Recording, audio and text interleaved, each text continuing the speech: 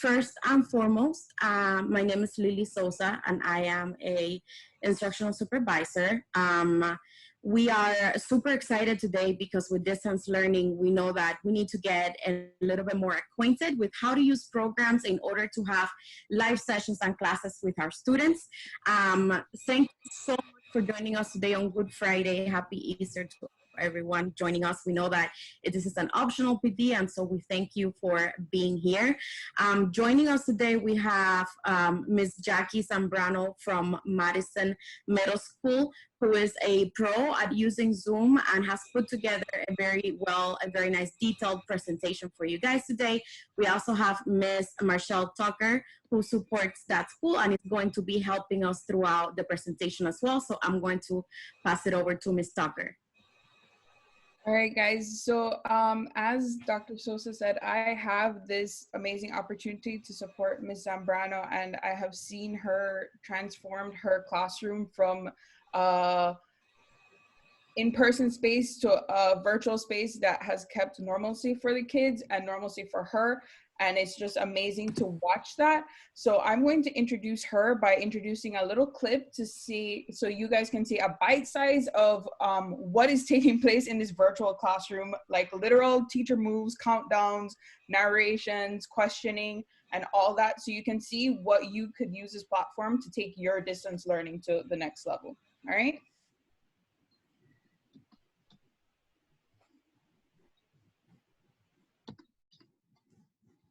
Audio, Jay-Z, audio. Yeah, let me share right now. Very important, guys. I have to share audio on here.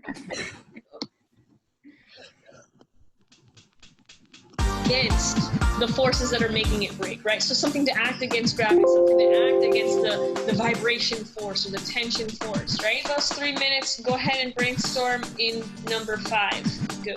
And Tony, I'm gonna message you on the chat. Yeah, so Genesis, what are the keywords that we saw in this?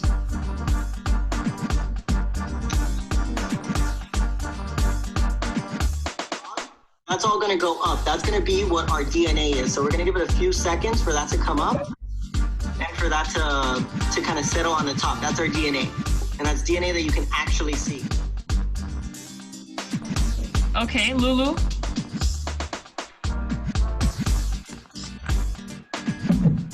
It honestly wasn't that bad. Okay, why do you say it wasn't that bad? Because one, we could like interact with each other, and like if you were troubled and like we need help with something, you could like give us feedback, and we're explaining it thoroughly. Okay, so that's good. I'm glad. So I'm thinking that like however long we're gonna be out of school, I don't even know at this point, but like if this works for you, like I'm gonna make sure that I continue doing it. But if you saw other teachers doing it, would that be helpful? I see Michael with his hand up. Michael. I think Kahoot would work with this.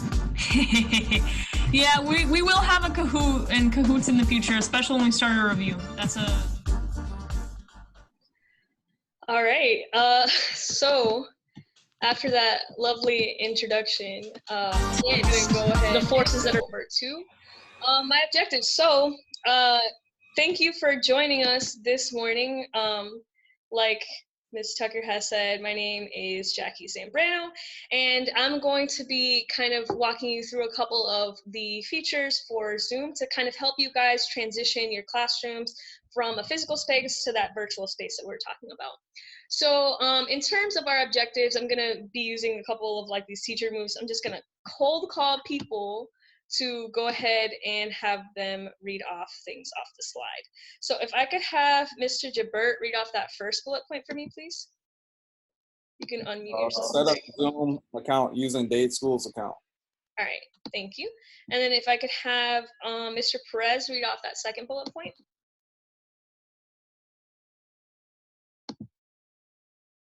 Go ahead. Learn about safety and security features. All right, and then if I could have, let's see here, Miss Michelle read off that third bullet point.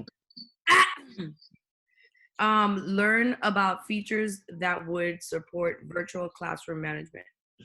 And then if I could have, let's see here, let's go with Ms. Smith. Read that fourth one.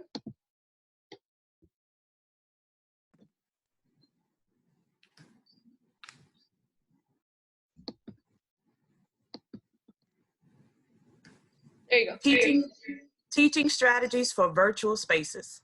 All right, thank you.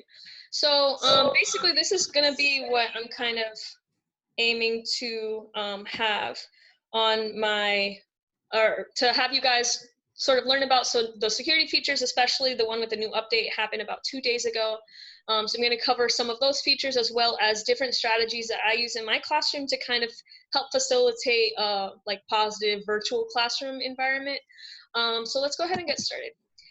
On our agenda, we're going to start off by learning about how to set up our Zoom accounts and set up the advanced features. We're going to do a quizzes to kind of model out a couple of activities that you guys can do with your own students through Zoom. I'll show you guys how to set up your own meetings, both live and then ahead of time with the scheduling feature. And then we're going to go into some breakout rooms and you guys will participate in kind of station activities so that you guys can learn a little bit more about the facilitation side of Zoom. And then after we've spent some time doing that, we're going to go ahead and come back to our whole group, and then you guys will be able to share out and debrief. So I'm really excited because I think that Zoom has been really transformational with me in my classroom and what I've been able to do with my students. So being able to share that with all of you is, you know, an honor. I'm really happy about that. So let's go ahead and talk about our cyber norms. So this right here is definitely something I would recommend going over with your students. The chances are, because they are so young, they've never gone through and participated in something virtual like this. Chances are some of you may not have participated in something virtual like this. So to make sure that we're all on the same page, I'm going to start us off by saying that I'm going to have everyone muted. So right now, like, that hasn't been the case, but there's a button on here that allows me to mute all participants. So the reason why I'm doing that is because if multiple people are speaking at the same time, you're going to have a lot of like lag, like people pausing me like, wait, what did you say? And like, to avoid that and to kind of make it a little bit more streamlined, I'll be unmuting people when they click on the raise hand feature. So the raise hand feature, if you go towards the bottom of your screen, and you see next to participant, there's a button that says raise hand. So I'm gonna go ahead and wait till you guys all raise your hands so I can see it on my end so you guys know how to use it. So Ms. Sanchez, Mr. DeBert knows how to use it. I see Mr. Tavera, Mr. Hughes, Dr. Dingle, Ms. Frost, Perez.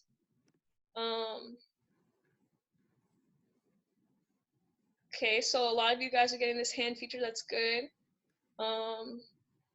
Waiting on maybe a couple more people to raise their hands.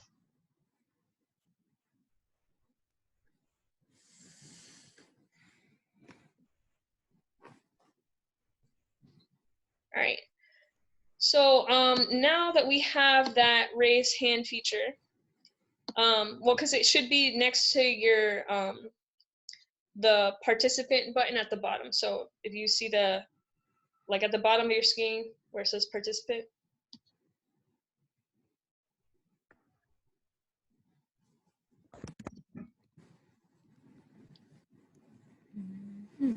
Interesting. So guys, click the participant button and you'll see a list of the participants come up, and then the bottom of that on the right, something that's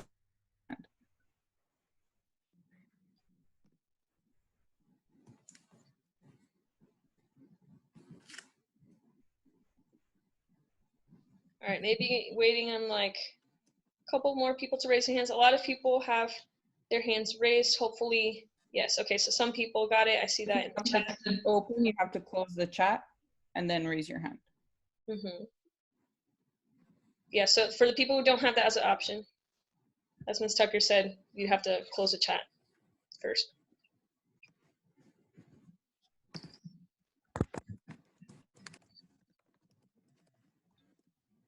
So especially, and I mean, I'll be honest, I don't spend a whole bunch of other time like not on the facilitator end. So I appreciate all the people providing that kind of like guidance to raise their hands. I know it's on the bottom of the screen, but yeah, so this is going to be good in the classroom, especially to like walk students through how to do that.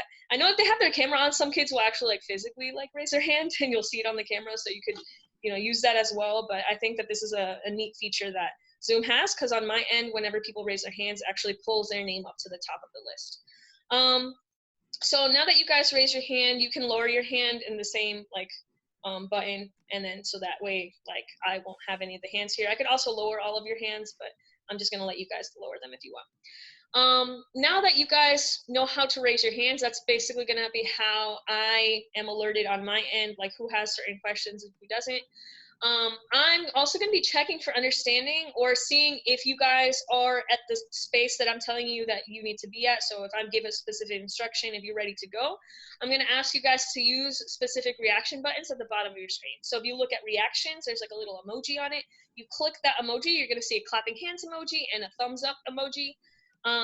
So go ahead and give one of those, and then we'll see what that looks like on our end. Should see it pop up on your picture. Yes, good. So a lot of people are figuring out how to use the thumbs up. Excellent, excellent, excellent. Nice, nice, nice. And so this will be a good way to kind of check in with your students to kind of get a pulse of what's happening in the classroom. I know sometimes, you know, it's a little bit more challenging to do that in a virtual space. So using that kind of feature is going to help a little bit. And then let's say that you have a question. Some of you guys already started doing this, which is excellent. You could drop that into the chat, and Ms. Soso will go and support you with whatever questions that you might have. And then if you need one-on-one assistance, the chat is not doing it with you, and you need to be able to talk through it with someone, there is a cyber help hotline hosted by our very own Marshall Tucker. So that's the number that you would call, and we're going to put this number on certain screens so that you would be able to access it in the future.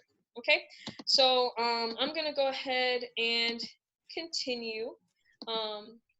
And like I said before, if you have a question or if you need something, you drop into chat or you use the number. So the first thing that we're going to do is we're going to talk about how you guys can set up your Zoom account to include advanced features. I will let you know this is kind of like an advanced section. So we will take you through every single step of the way and, you know, support you. Don't get nervous, my, you know, non-tech savvy friends. Like, it's going to be okay. All right. So the first thing that we're going to do is we're going to split our screens. Okay. When you split your screen, some of you guys might already know how to do this and you're like, that's easy, Jackie, I'm ready to go. Some of you guys might not. So to make sure we're all on the same page, the first step, you're going to exit full screen mode, because right now I'm sharing my screen, so this is all you guys see. You're going to take your mouse to the top of the screen, and then in the center, you're going to see this option that says View Options, and then you can click Exit Full Screen.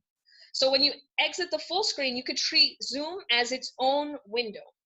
So what you're going to do is you're going to put one of the windows on the left side of your screen and one of the windows on the right side of your screen. I'll talk about how to do that on the PC side. So if you have a PC, you're going to click on the very top of that window. You'll drag it to the side of your screen, and then you're going to see that it's going to take up half of the screen, and then you could let it go and it's going to snap into place. And then other window options that you have on the other side are available, and you could click on one of those. So I want you guys to have two screens up. I want you to have the Zoom that we're on right now, and I want you to have a browser. So Firefox, Chrome, whatever you want to use, have that on the other side. So Ms. Tucker, if you guys could, if you could let them know how to do the Mac. Right, so for the Mac, guys, you are going to look at the top left-hand corner where you would normally X out a page or a browser, and you will see that little green button that enlarges your screen. You're going to click on that and hold it, and when you click on that and hold it, it's going to allow you to drag it to one side of your screen and immediately put it into a split screen view. Now, if anybody is stuck on this, like, you can feel free to call me and I will take myself off of this video and then answer any questions. Yeah, so I'm gonna set a timer just like I would like in class, just to kind of hold us accountable to staying on pace. So go ahead and set up your browser like that. And if you're already done, if you're one of those people, you're like, I got this, okay? Go ahead and on your browser, go to zoom.us. If you're already ahead. Because I see Mr. Perez typing that into his browser. I see you.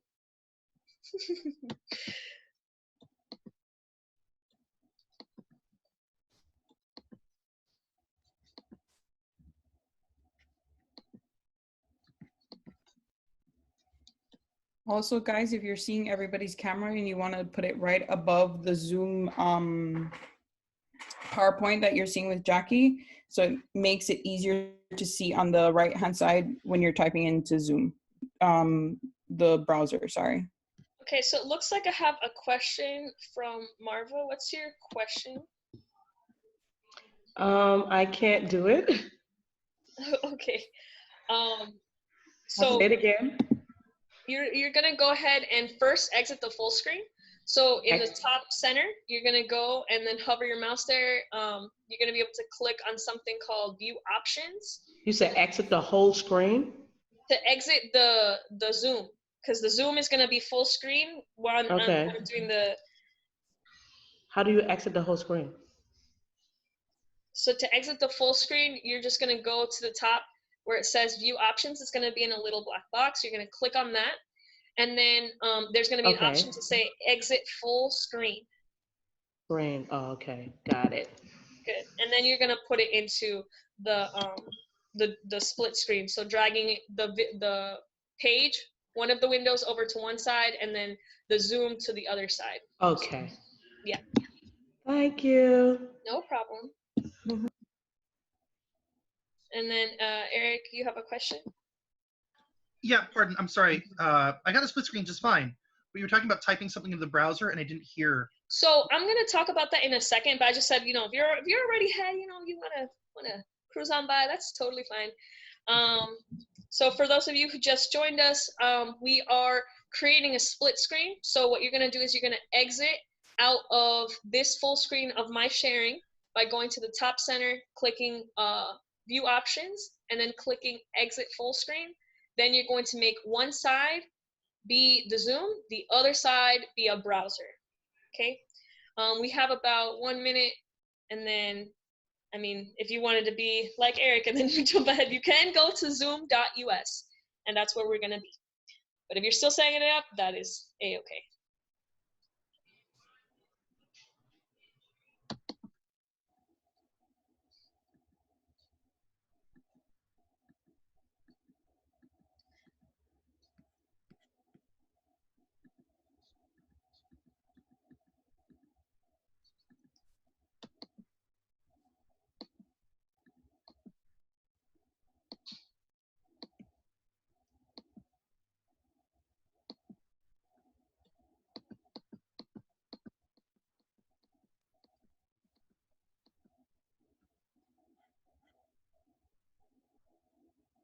$20 more seconds.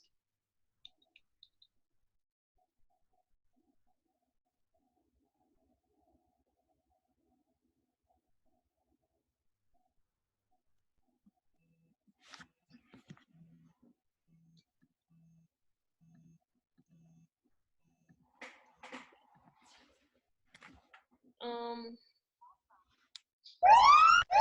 right.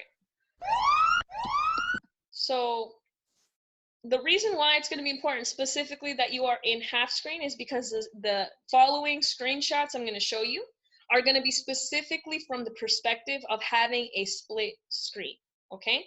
So if you're still having trouble, you can contact this helpline number and then Marshall will help you, or you can drop it into the chat so that Ms. Sosa could also provide maybe some written assistance. So what we're going to do now, for those of us who are already on the split screen, like I said, you're going to go to zoom.us and then you're going to click sign up if you haven't set up an account yet, or sign in if you already have an account, because I know some of us already have accounts. But what's going to be really important is that whatever account you're using needs to be your Dade School's email. And I'm going to say this is going to be important because schools right now have full access to surpass the 40-minute limit that Zoom gives its regular users. But because of the crisis we're experiencing right now, they're giving extended time to teachers to use this for their classrooms. So you need to have your Dade School's email. And I'm going to let you know, if you haven't set this up before, to make sure to have your Dade School's email open, because it's going to ask you to activate your account. So these are written instructions. I'm going to go and click next to the screen so you guys can see what it looks like. So here is what your screen should look like when you're trying to log in. So zoom.us, if you click on the 3 horizontal lines at the top corner, it's going to pull down a menu that looks like this. And then down here is going to be sign in if you already have an account. If you do not, you're going to have to sign up. And then once you sign in, the screen will look like this. And then you put in your date, schools, and your password, and you click sign in. So I'm going to give us 3 minutes. If you need to make an account, you can go ahead and make an account using your date, schools, have that validated. If you need to sign in, just go ahead and sign in and then wait at the screen that you arrive at. So 3 minutes, sign in, go.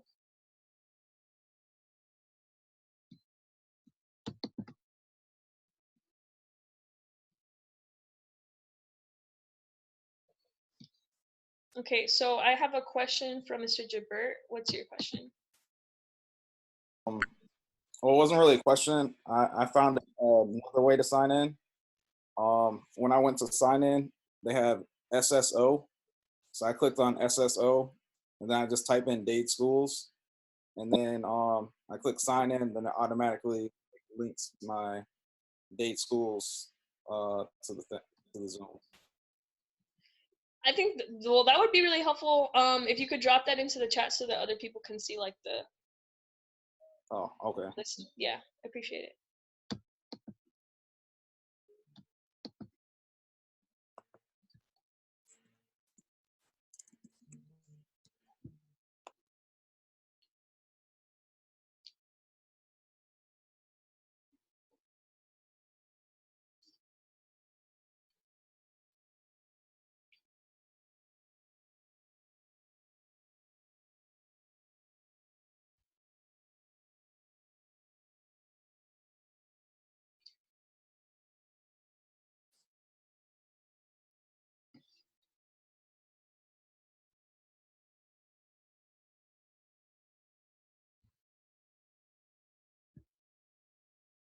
So just to kind of see where we're all at, if you're ready to go ahead and give me a thumbs up in the Zoom feature just to see where we're at.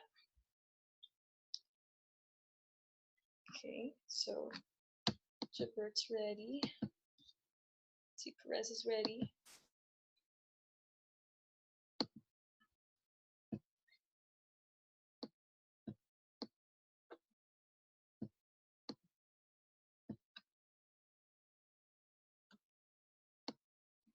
Okay, Stephanie's ready.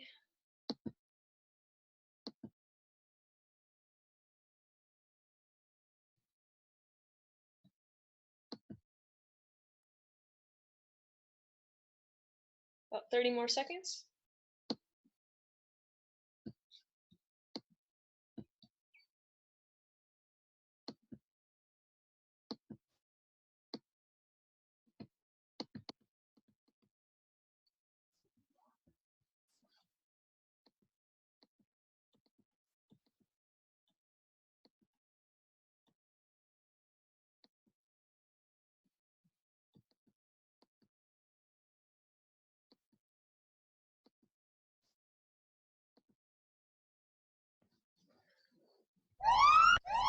Right. So if you still are having trouble, you can always make sure to drop a question into the chat. So let's go ahead and continue. So now that you are in your Zoom account, below the green banner where it talks about the coronavirus, there's going to be a tab that says meetings. You're going to see a blue arrow. Click on that blue down arrow and it's going to open up a menu with a whole bunch of different kind of subheadings. So when you look at the menu and then you look under personal where it says settings, you're going to go ahead and click on settings. So we have the down arrow for the meeting and then you click on settings. Okay. So if you found that, go ahead and use one of the emojis so I know that you're ready to go so I can continue with talking about the settings that we're going to use. So go ahead and go to our meetings, the down blue arrow, then you're going to go to settings. Okay, Sanchez is ready.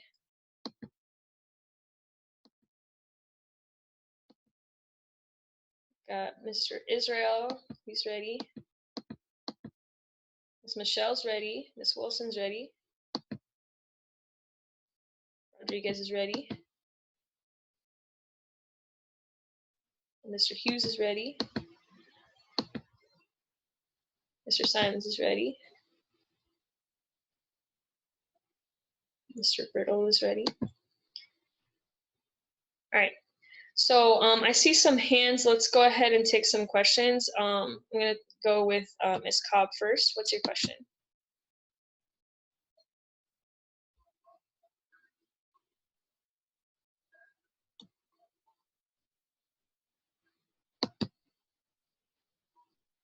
Okay. Yeah. My screen for some reason is not looking like this one. Yours. It looks totally different. Maybe because I have a private account too. Also, I don't see. I see a totally. I see like personal meeting ID, sign in email, user type, capacity. I don't see anything that says meetings. I don't know if I need to go into something else or edit a meeting. I'm not seeing the same screen that you have up currently. So the reason why my screen looks like this is, well, I did log into my date school, so you have to make sure. Are you on your date schools? Mm-hmm. Okay. Well, this is the like I said before. I mean, are you in your dual screen? Yeah, I'm in. Yeah, dual screen. Zoom.us. Sign in. They have my name. Okay. Well, let me just double check. I'm usually able to find stuff, but let's go up. Let me see. I see the coronavirus message. And then underneath it says meetings with a little down. Okay, I had to go into my profile. I got it. Okay. All right. Okay, great. Thank you. No problem. All right. Eric, you have a question, or you'd like to share something? I'm sorry. I missed. What was the signal you were getting from people that they were ready? I thought it was raise hand. What were you asking people for? Oh, I was asking for the emojis, the reactions on the Zoom. Oh, reactions. I was looking for emojis. Okay, so it's a reaction. It's one of these. You're good. All right. So, all right. Now that you guys are in your settings, and if you still need assistance, you can drop that in the chat. And it's also in the flow chart at the bottom, like the sequence of where I'm going. You're gonna basically scroll down in the settings until you see in meeting basic heading. And so I'm just telling you to scroll down to that particular heading because I'm going to speak on maybe 2 features within that heading that are going to be important for us to kind of point out. So in the meeting basic heading, and I'm going to flip my screen, but it's still within the same screen that you're looking at. It's just a little bit more down. So you're going to have to scroll, okay? But the first thing I'm going to point out is going to be for screen sharing. So if you scroll down and then you see screen sharing, there's a couple of things I want to say about this. First, I'm going to take a question. Jalissa, you have a question?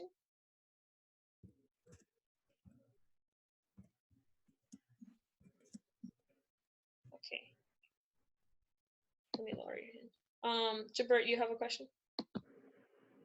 Yeah, I got a question.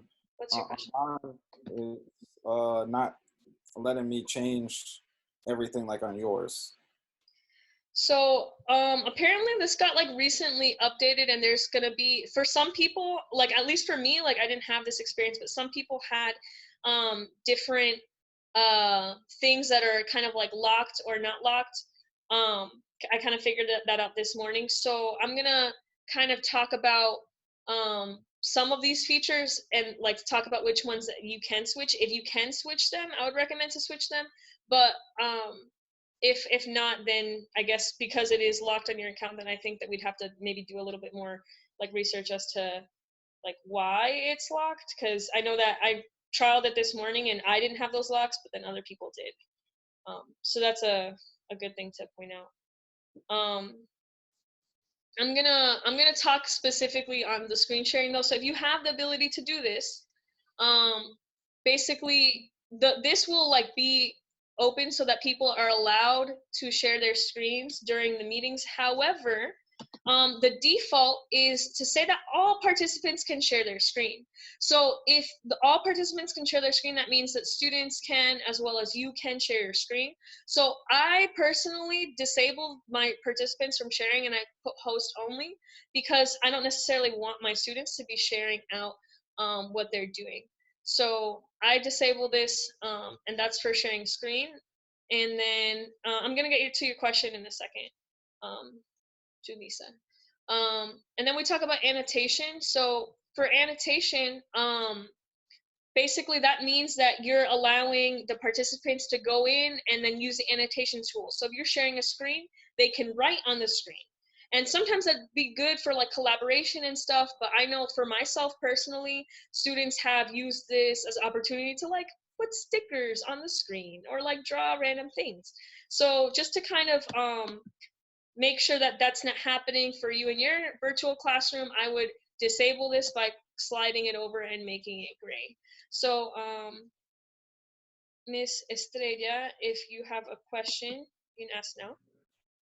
Yes, maybe it's because I've been using Zoom previously and it goes back to my original settings. It's not letting me to upgrade it to these features that you're recommending now. And I did not have this information to begin with. So I don't know how to do this. Maybe I would have to maybe log out and set it all over again. I don't know what would be the best approach for me. Because it looks like it always does for me. It's not even showing me the 3 blue dots or any of the information that you're giving out now. Okay, so and you're logged into your date schools and you like were following. Indeed, I am. Yes. Okay, so I know that like when I set up my date schools, I also went to a specific part of Zoom to kind of request for the extended 40-minute side. I don't know if other teachers have had to do that, but there is a part of Zoom where you go to solutions and then education where you can fill out a form and then they'll extend your time or like, I guess, give you like the full version. I'm not sure if that made a difference with how I am using the Zoom because I've had other people not do that and then still have the features that I have. So maybe try doing that, and then if it's still a problem, then we'll kind of try to troubleshoot it within. Yeah, but I don't want to take the floor for too long for everybody else. So I'm gonna do that on my own. If I have any questions, can I shoot you an email or something? Or yeah, of course.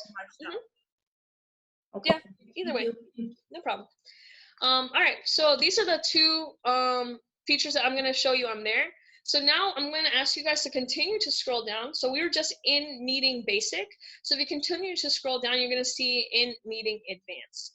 So in the in meeting advanced like section, there's going to be a couple of ones I'm going to point out as well. So the first being the breakout room feature.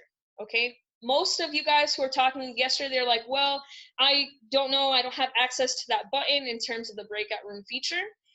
If you go and enable this, that'll change what it's going to look like on your Zoom. You'll actually have a button that now says breakout room. So to do that, you're just gonna slide this over, and below there's gonna be a checkbox that's gonna say, allow hosts to assign participants to breakout rooms when scheduling. So if you have access to student emails and you use them often, you have the ability to make the rooms ahead of time and assign the students to the rooms ahead of time. You don't need to have their ID number. You do not need any other information other than your emails. And then I guess maybe if you're making groups like you do in your classroom, kind of understanding how your students work together. But if you wanted to enable that feature, you just click on this checkbox underneath breakout room. If you continue to scroll down, you're also going to see a part where it says virtual background. So this right here, I disabled it because this basically allows users to replace a background with any selected image. So if students wanted to upload whatever it is that they wanted to upload to their virtual background, then that would technically be allowed with the default settings. I switched it to be off so that they could use the virtual backgrounds that are offered through Zoom, but not upload any other pictures.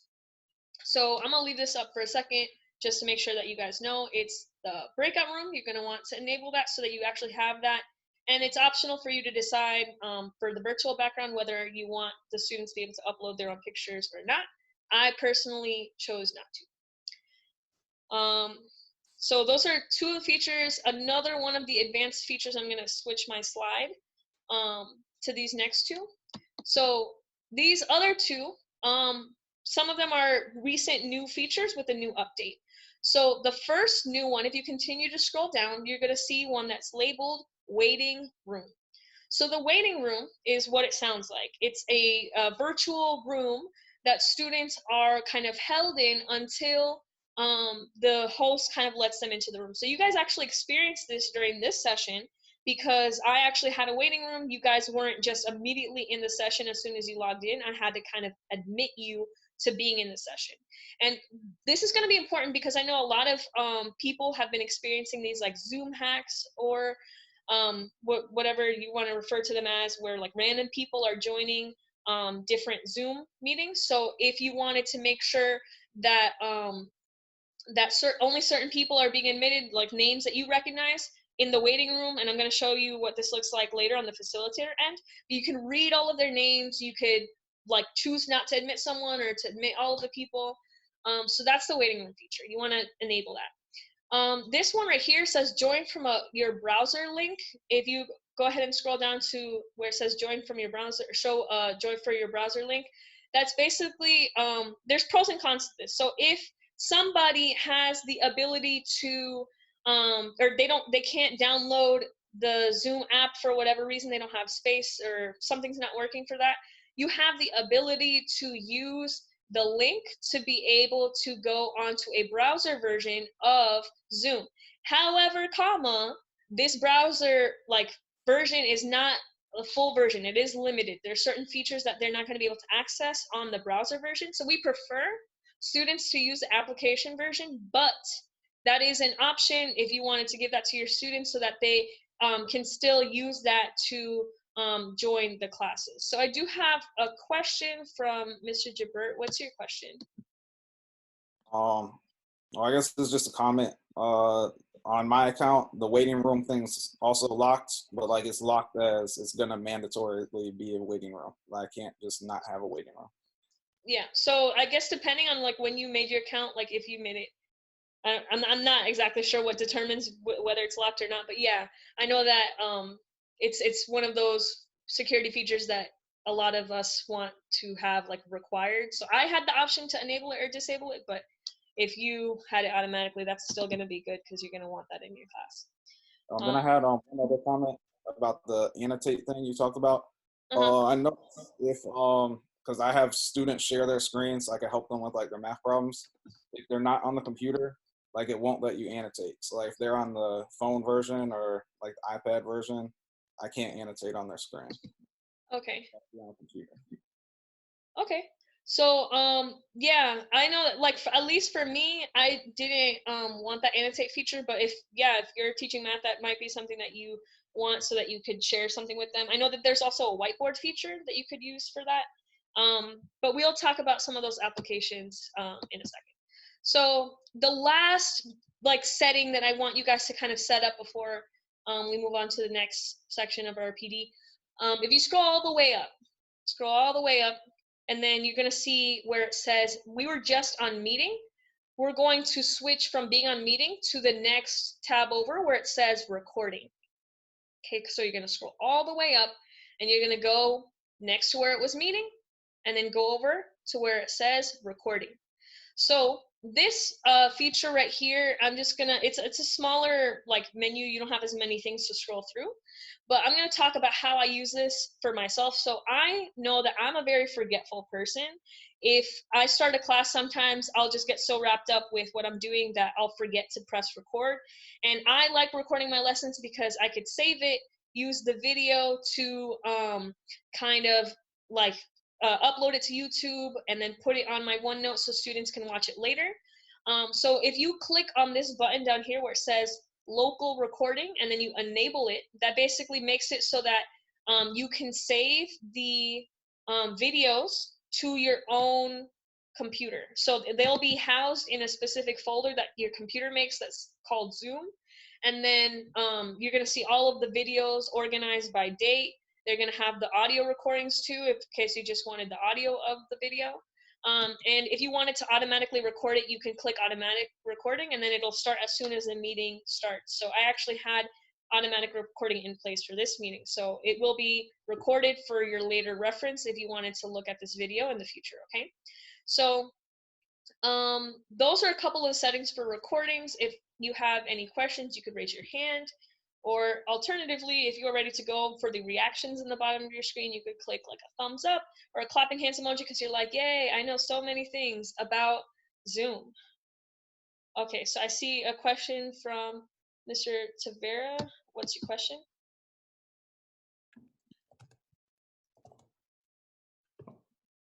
Hey, if you do not enable local recording, does it save it anyway, like on like a drive or like an online thing? So I think that there are some abilities for it to be saved to like a cloud feature. I haven't played around with that a whole bunch, but you can kind of enable it to be saved onto some kind of cloud. I personally prefer to just save it onto my computer because I know where I can access them, but yeah, that's a good question. And then Eric, do you have a question? I was just gonna say, I'm sorry, I was just gonna say cloud storage is a thing, but it's tied to your account and you have to go in and log for it. If you store locally, you know, you just have to tell it where you want to save the document. And the conversion usually takes a long time actually, but you get it. Yeah. All right. So this is going to be the recording. What we're going to do now is we're going to model out one of the activities that you guys can do within your class, your virtual class. So I'm going to actually have us do this quizzes. So what you guys won't actually have to do anything. You could use this on your phones. So I'm going to share this with you guys. And then if you guys could do me the favor of putting in your, there we go, to start logging in by going to joinmyquiz.com, and then you can enter this game code.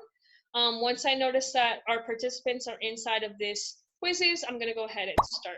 So see, Mr. Israel is ready to go.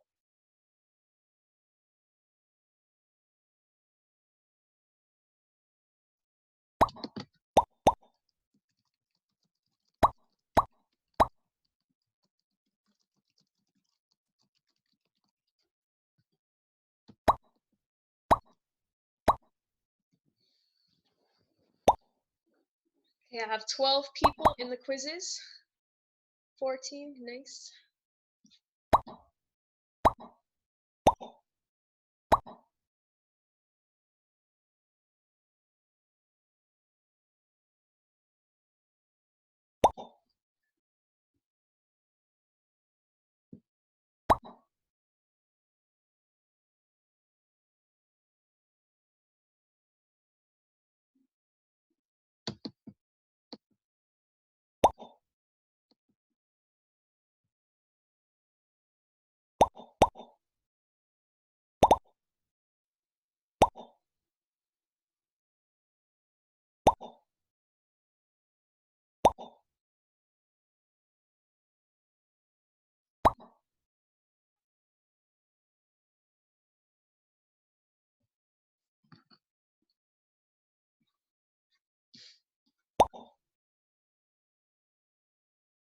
Okay, so we got about 30 people. We're gonna wait on maybe the other 22 of us, because there's a lot of us on this call. That's exciting. To go ahead and log into the quizzes. And I'm gonna actually go ahead and unmute you guys. You wanna talk smack, this is your time.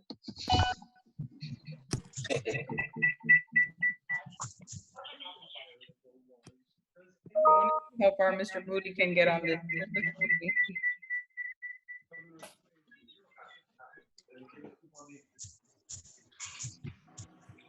Give it to me, Grandpa, so I can forget me.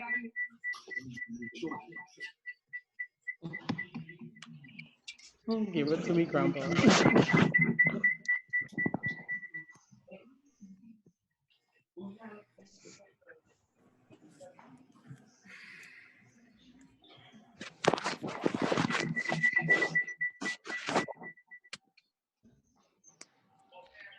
Let me move ready. Sleeping?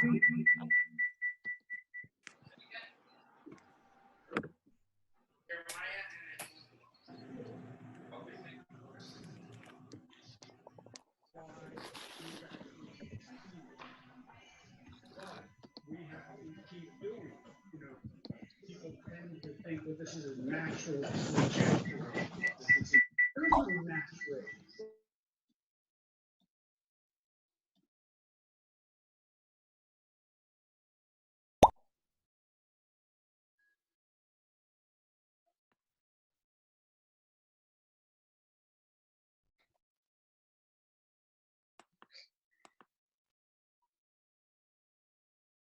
All right, so we got about 35 of our people. What I'm going to do is I'm going to give us maybe like 2 more minutes to go ahead and sign in before I start the quizzes. Or I guess if we're ready to go now, we can just go now. Let's go.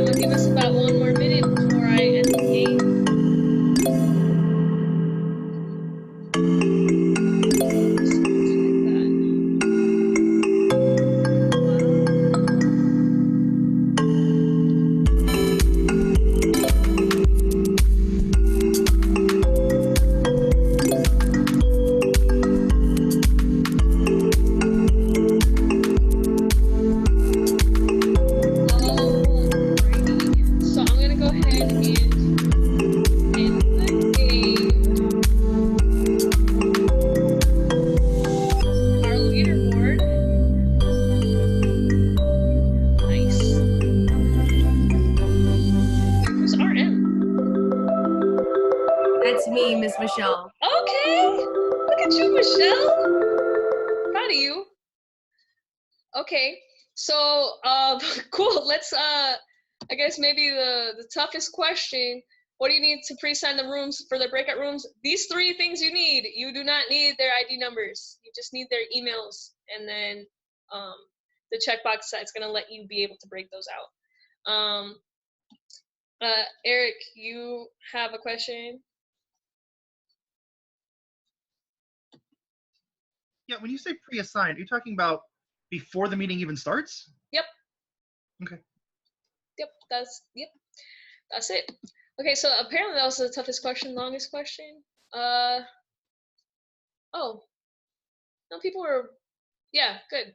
All right, so hopefully that was giving you some clarity. I feel like I was looking at this as like my teacher self. I was like, oh my God, I have 70%.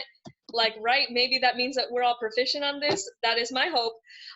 So let's go ahead and go back to the PD.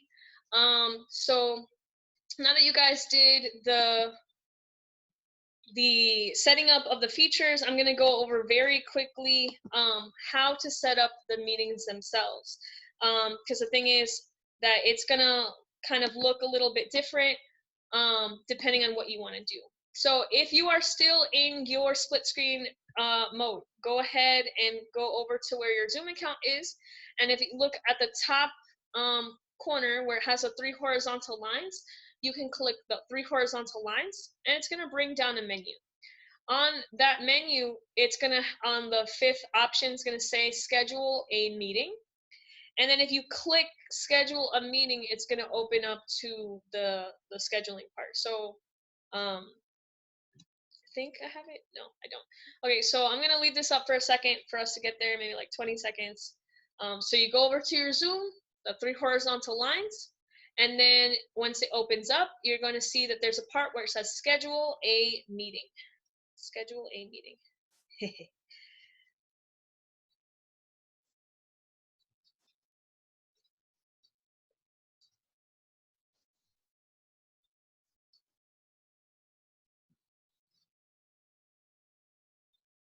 All right, so once you have schedule a meeting, I'm going to talk very briefly about some of the settings that are there for schedule a meeting.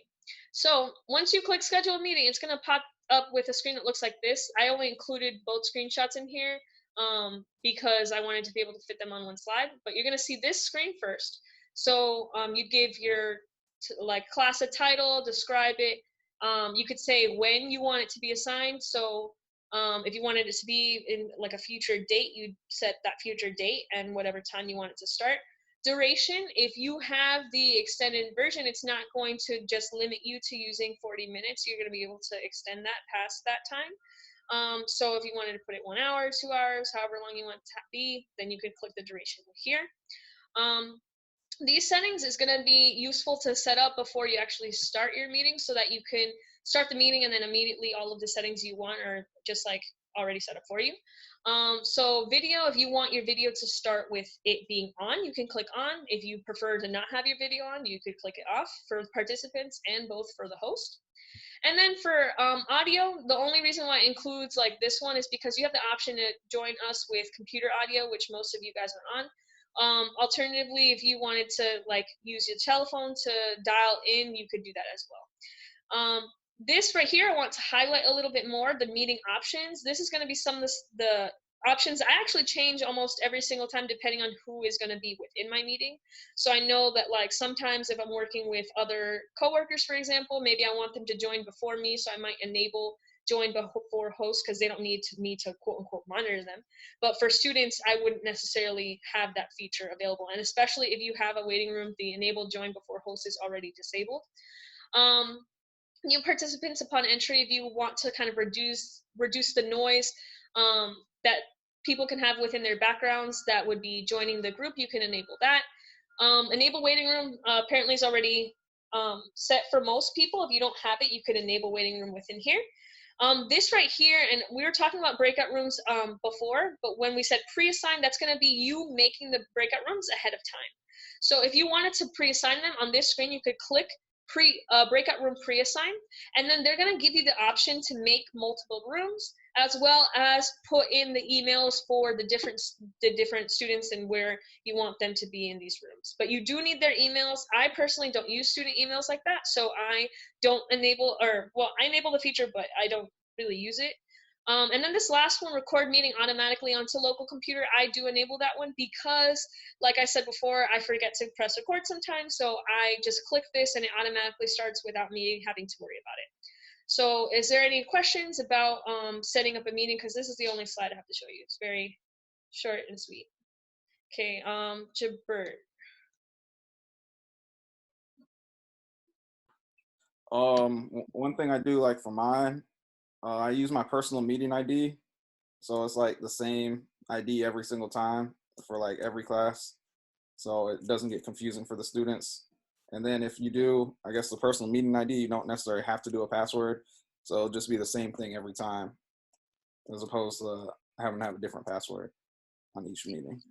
Yeah, so you can use the meeting ID. I know that for me, I use like a link that I just send out to my students, and like I just make new links every time. So I'll show you how I like do that. But yes, you're absolutely right. You can use like the meeting ID and the password for them to log in as well. Mr. Tavera.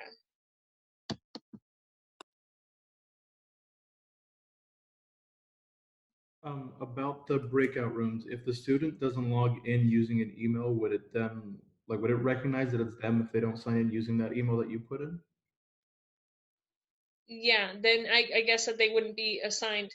But I'm going to show you how to make the breakout rooms like in your facilitator side, and I think it's pretty like fast and easy to do like during the meeting. So we'll go over that with the videos that you're going to see in the breakout rooms. Cool. And then Miss Estrella.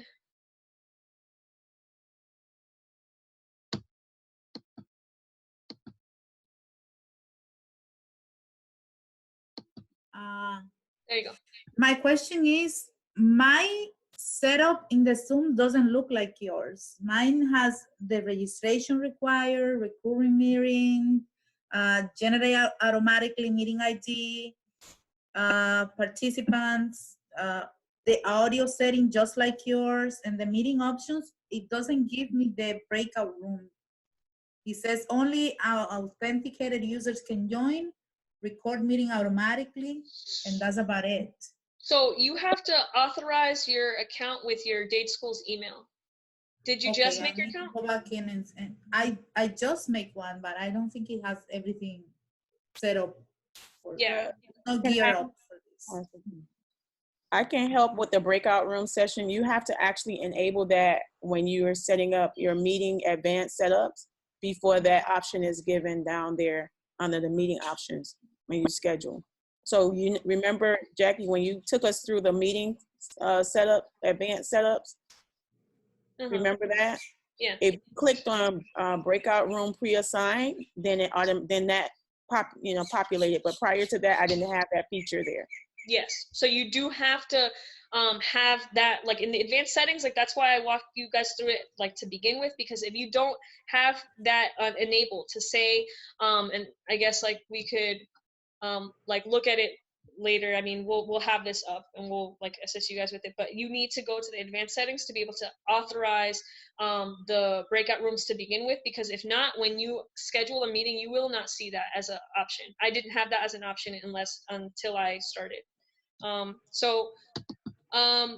know that you guys might still have questions, but for sake of time, we're going to move on into our breakout room. So hopefully this provides a little bit of clarity as to what the different kind of things that you could do on the facilitator side, because right now you're on the participant side of Zoom, like that's how we're experiencing this PD right now.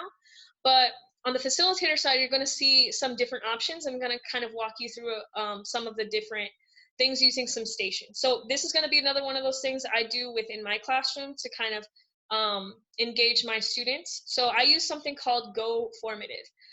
You guys are going to join in as guests. And this is going to be where I actually have some of the videos that I recorded to kind of show you how the facilitator side of Zoom works. So if you go to goformative.com/join, And then towards the top, it's going to say guest code.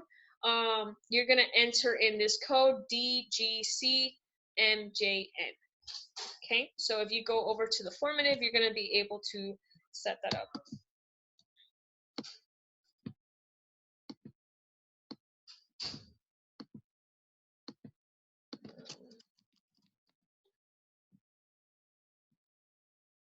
Yeah, so it should be where it says enter quick code at the top right-hand corner of the screen.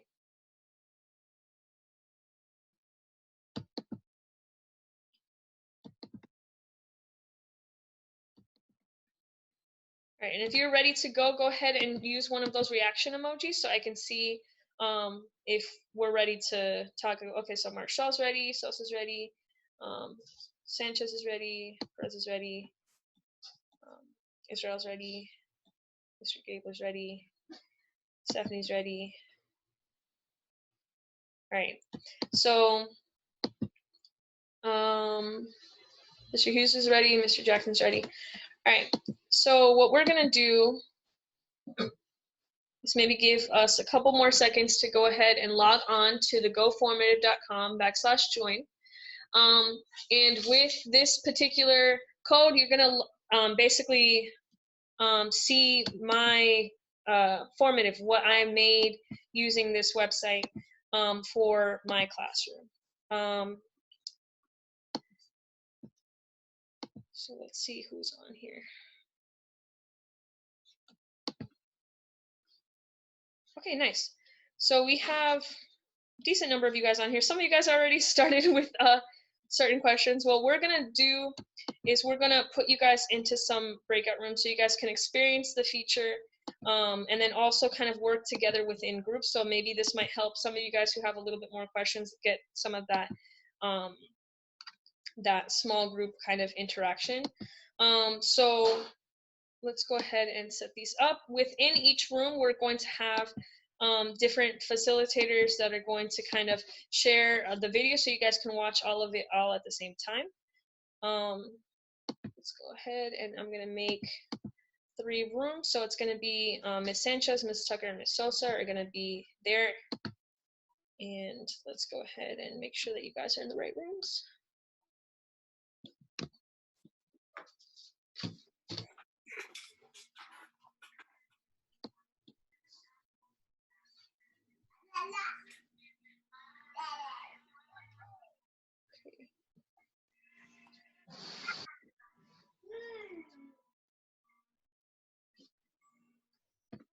Okay, so I'm going to move you to breakout room 2. All right, so I'm going to open all the rooms, and then you guys are going to automatically be moved over there. So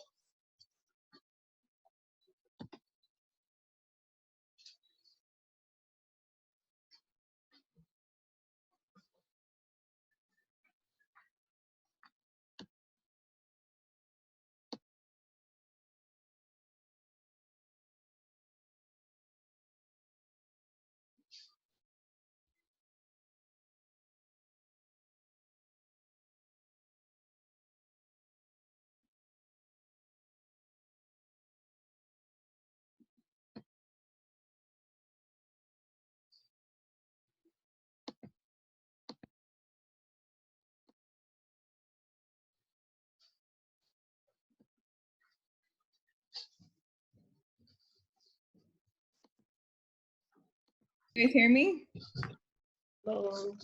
Okay. All right. So I'm going to share my screen so that you can see, so we can watch the video at the same time.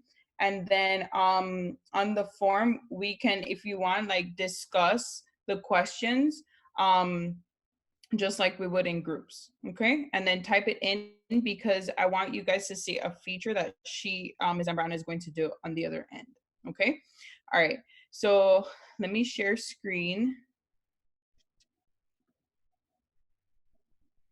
Okay, and let's go into formative.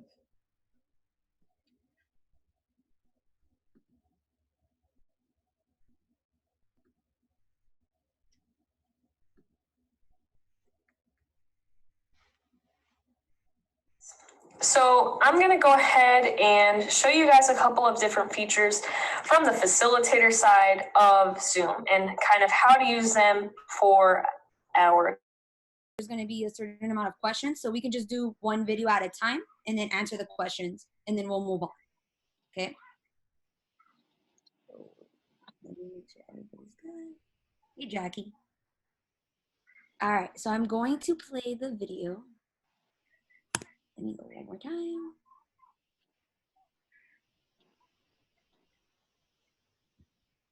Put it full screen so Jackie can see her face real quick. All right. So that's going to be some of the video settings. There's also going to be settings around security.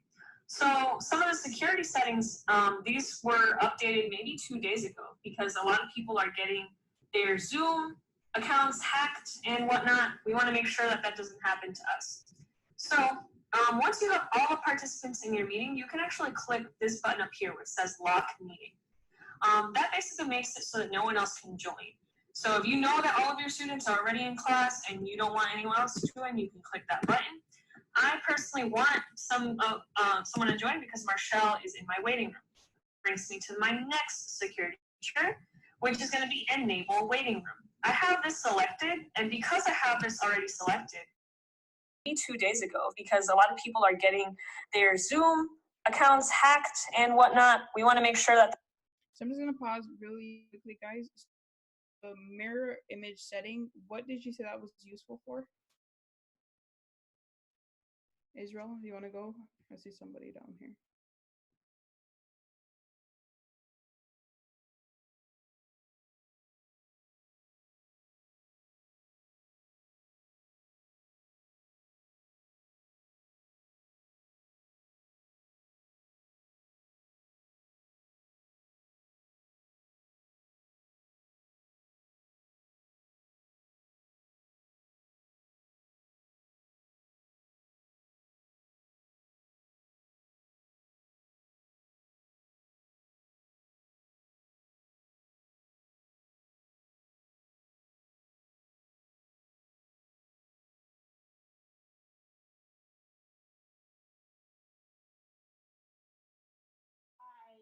The right one, I was in your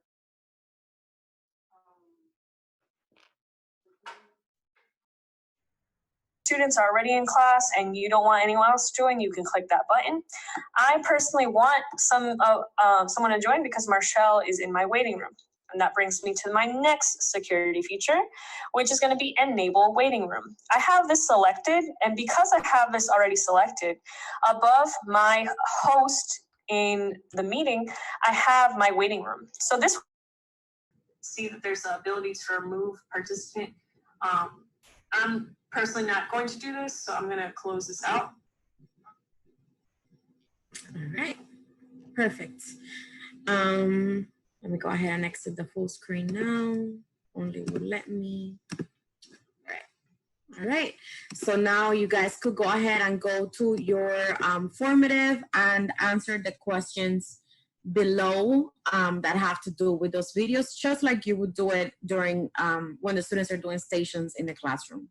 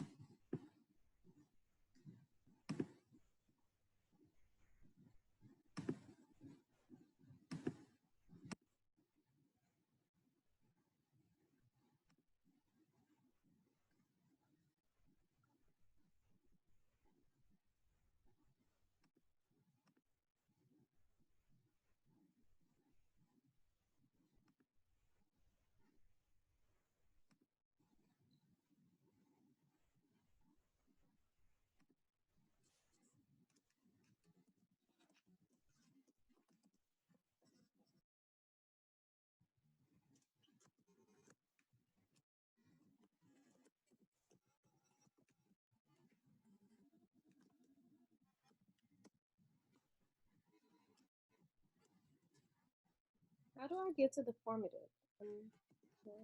What's the... Okay. On the formative, that was a question? Yeah. Okay, so you could go to, Ms. Zambrano had that shown on her screen. It's goformative.com/join. And then she gave us a code. Let me see if I can't. Ms. Zambrano, do you have the code? I just dropped it in the chat. Oh, thank you. Mm-hmm. Thank you.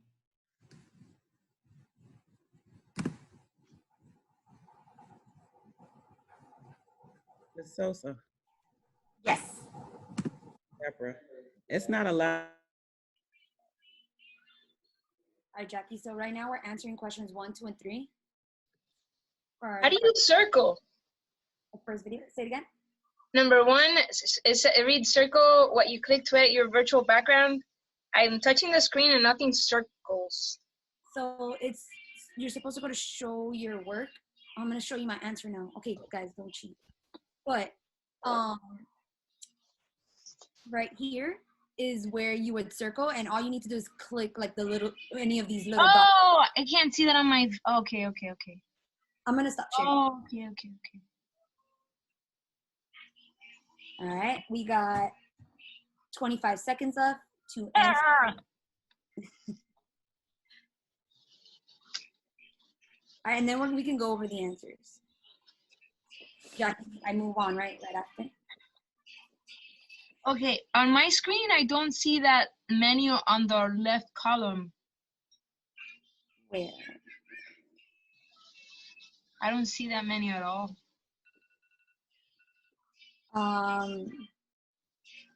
What menu? Specifically which one? To be able to point, you know how you, black menu, oh, nope.